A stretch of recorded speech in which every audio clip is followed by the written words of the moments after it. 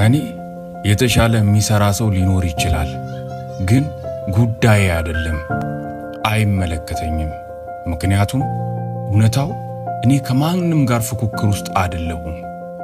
አንድና አንድ የምፎካከረው ልበልጠው መፍጨረጨረ ሰው ቢኖር የትላንት ማንነቴን ነው።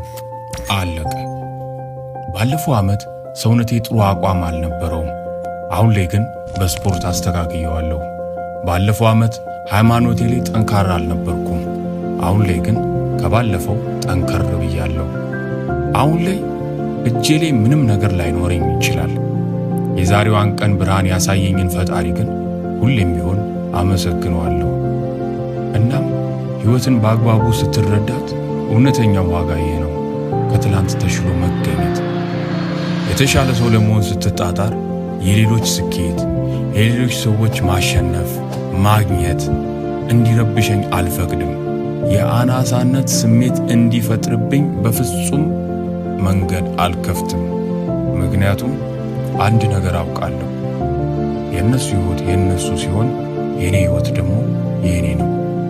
ስፖርት የምትሰሩ ሰዎች አላችሁ፣ ጂም የምትሄዱ አይደል?